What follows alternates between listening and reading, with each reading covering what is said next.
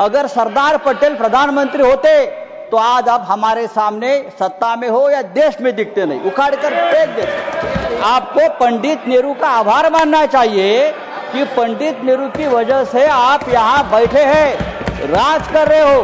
ये पंडित नेहरू की मेहरबानी है। हमारे आदरणीय प्रधानमंत्री अपने आप को ईश्वर के अवतार मानते हैं, उनके भक्त उनको ईश्वर के अवतार मानते हैं। वो भी कहते हैं, उनका कहना है कि मैं समय से पहले समय को भांप लेता हूं, ये ईश्वर की कृपा है। ये आपने क्यों भांप नहीं लिया? और इस्तीफा कौन देगा जिम्मेदारी लेकर? पंडित नेहरू देंगे? नहीं, पंडित नेहरू देंगे या प्रेसिडेंट ट्रंप देंगे या जेडी वांस देंगे? कौन देंगे? इस्तीफा देश के गृह मंत्री ने देना चाहिए, ये उनकी जिम्मेदारी है सर। इस देश में 24 घंटे में उपराष्ट्रपति का इस्तीफा लिया जाता है क्योंकि आपके बात मानते नहीं, लेकिन 26 लोगों की हत्या होने के बावजूद किसी का इस्तीफा नहीं, किसी से माफी नहीं। पहलगांव में 26 लोगों की हत्या हो गई, कैसे? अब तक सरकार नहीं बता पा रही। पूरा कश्मीर गृह मंत्रालय के अधीन है। 370 हटाने के बाद कश्मीर को केंद्र शासित प्रदेश बना दिया। वहाँ की पुलिस गृह मंत्रालय का आदेश का पालन करती है। पूरे कश्मीर में आर्म फोर्स एक्ट लगा दिया है। वहाँ के गवर्नर भी आपके हैं, बहुत मजबूत आदमी है। फिर भी हमला हुआ और हमलावर निकल गए।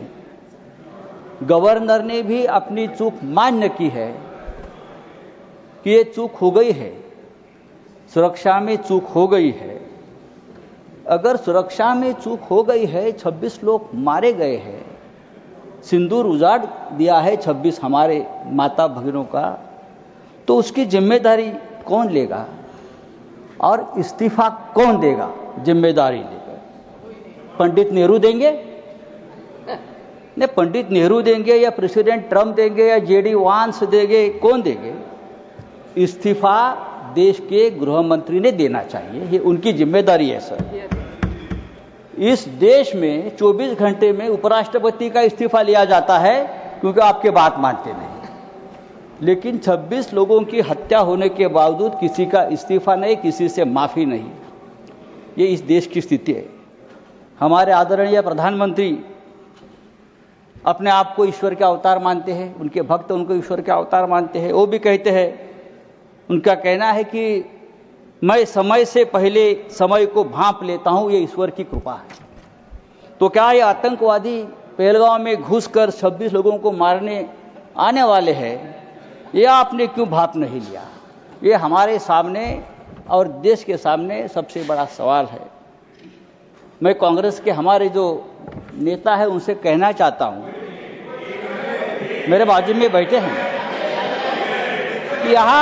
यहाँ कल से मैं जो बड़े बड़े भाषण सुन रहा हूं, चाहे राजनाथ सिंह जी हो, चाहे हमारे विदेश मंत्री हो, चाहे नड्डा जी हो, सबको पंडित नेहरू की बहुत याद आती है। पंडित नेहरू हो, सरदार पटेल हो, भूतकाल में बहुत घूमते हैं आप लोग। पंडित नेहरू उन्हें सोने भी नहीं देते और जीने भी नहीं देते।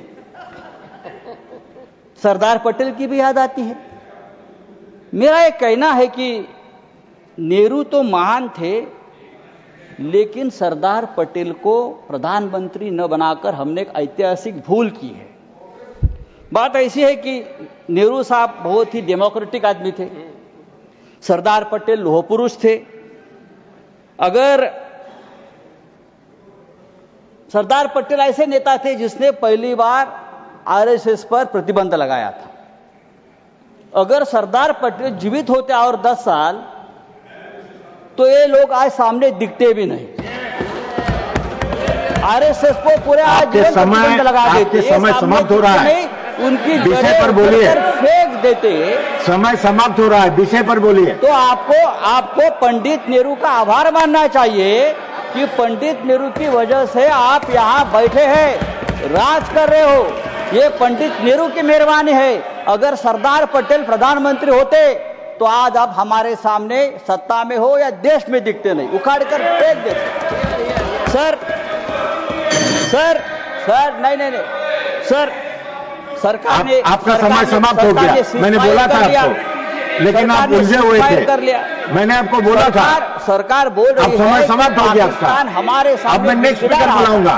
पाकिस्तान हमारे सामने गिड़गिड़ा रहा था, हाथ जोड़कर हमसे रिक्वेस्ट कर रहा था कि सीजफायर कर लीजिए, युद्ध विराम कर लीजिए। अगर युद्ध विराम किया है तो युद्ध विराम के बदले में हमको क्या मिला, आप मुझे बताइए। बात तो पीओके पर होनी थी, क्या समाप्त मिला? समाप्त कीजिए। धन्यवाद। कम से कम जो कुलभूषण जाधव 15 साल से उस जेल में तड़प रहा है भारत का, उसको तो छुड़ाना चाहिए था। एक तो बात करनी चाहिए थी, हमारा कुलभूषण जाधव स्पीकर बुला रहा हूं, संजय राउत जेल में अब सीनियर मेंबर है, 15 साल से समाप्त कीजिए। तड़प रहा है, उसकी तो मांग होती, हमारे पास से मछुआरे